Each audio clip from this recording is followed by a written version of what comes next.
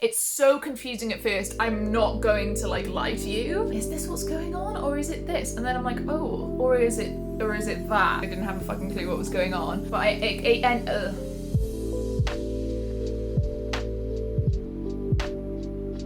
Hello my angels, welcome back to another video. My name is Ro and today we're doing an instant favourite video for Middlegame by Seanan Mcguire. Now my first video in this series called Instant Faves was for Every Heart a Doorway, which is also by Seanan Mcguire, but it's not part of the same series, so I feel fine doing this.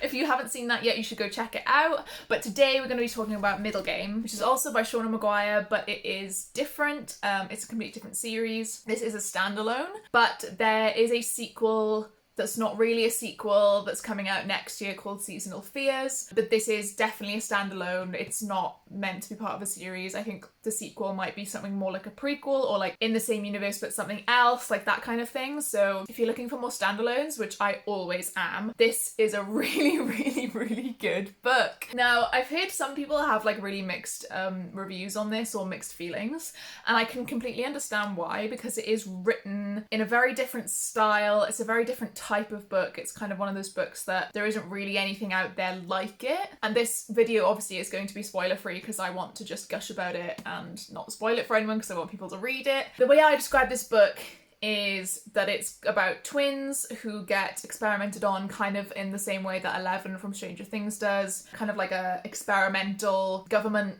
thing, but it's not really a government, it's more like a secret society of alchemists, and they are trying to give them these types of powers. These twins, Roger and Dodger, do get these powers, but they then separate them at birth.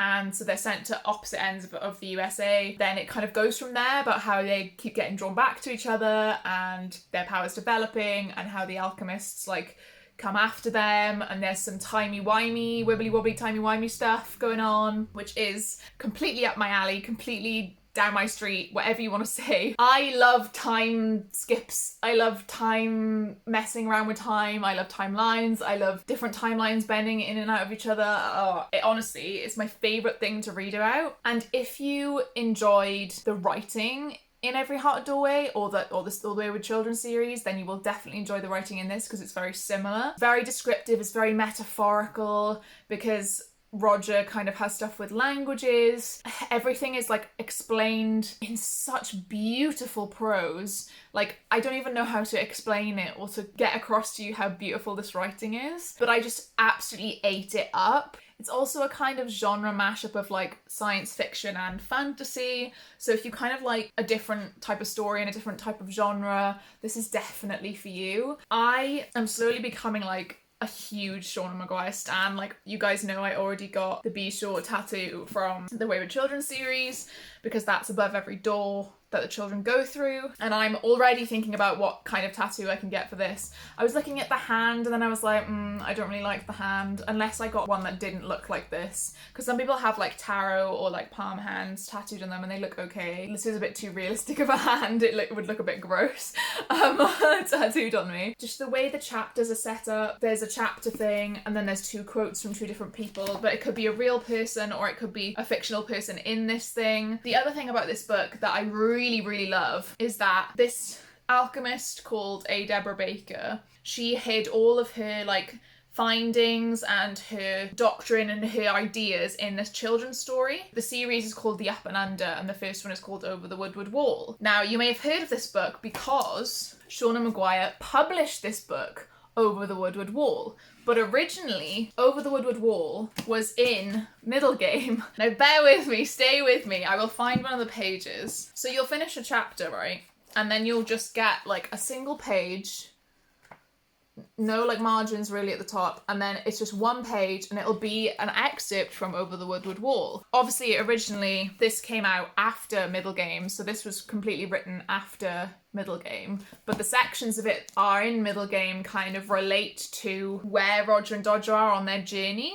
And it's just really interesting and really like confusing, but in a good way. People know me by now that I really like confusing books. I really like them because I feel clever when I finally understand what's going on. I felt like this with Gideon the Ninth and Harrow the Ninth. I can't think of any other... Oh, I guess Devil in the Dark Water and 7.5 Deaths of Evelyn Hardcastle as well. Those are similar books where, although those are murder mysteries, so like there is meant to be a mystery and you're not really meant to know what's going on, there is an element of like sci-fi or like a twist to it, so like you are a bit confused. I just love books like this so much because I just find it so entertaining that I'm thinking the whole way like, is this what's going on or is it this? And then I'm like, oh, or is it that? And then it ends up being one of them, or it completely blows me out of the water and it's just like, no, it's this. You didn't get that, did you? But then it makes sense. The same with Middlegame, especially with the timey-wimey stuff. It's so confusing at first. I'm not going to like lie to you. It's very confusing, like wondering which timeline they're in, or you know, what timeline's doing what, or this and that, and like how other characters get involved and how other characters are, why they're involved or why they're in particular timelines. Like it is a bit much. I did have a grasp on what was going on most of the time, and like I was fine with it, but I know some people wouldn't be. I've seen a lot of reviews saying like they didn't have a fucking clue what was going on, which is fair. It is written very prosy and very beautifully, so it's kind of covers up the plot and covers up what's going on. The Ones We're Meant to Find is another book like this. It's quite confusing and like there's a few timeline things and you're not sure who, where, when, which perspective is. So that's another one that I really, really enjoyed because of that element of the book. If you know any books like this that I haven't mentioned yet, please let me know in the comments, because I guarantee you I will fall in love with that book immediately. The characters in this are great. I really like the two main characters, Roger and Dodger. I understood their motives. I understood their feelings the whole time. Even if they did something stupid, I understood and I got it. Oh, and it was just brilliant. My enjoyment of this was 10 out of 10 on Core Pile. I think I gave the writing, the plot, the intrigue. The intrigue was off the charts. Like I hoped I would be able to give it more than 10. I would give it more than 10 if I could for intrigue on this book. But it ends up with like a 9.57 out of 10 on Core Pile, which is the highest rated thing on Core Pile ever, although I did only start using it this year. So we're 6 months into the year and this is the highest rated so far. I just really, really need people to read this. Like, even if you hate it, I feel like it's an experience that everyone needs to read.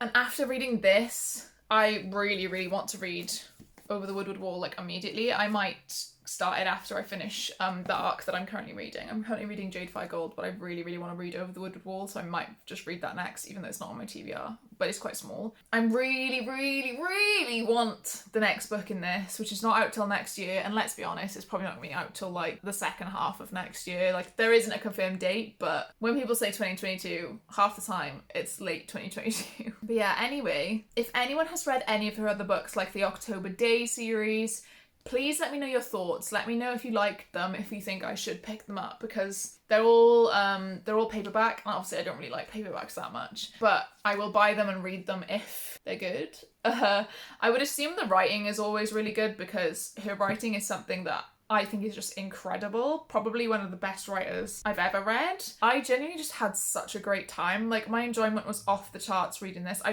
kept wanting to pick it up, and I was so excited to tell people what I thought and how I felt, especially Maddie, because I'm pretty sure Maddie gifted me this, but I can't remember. And the thing isn't in here, but I'm sure she did. Everyone should go and buy this, because then it lets the publishers know that people want more of it from Seanan Mcguire. And I'm very excited to see what she does with Seasonal Fears.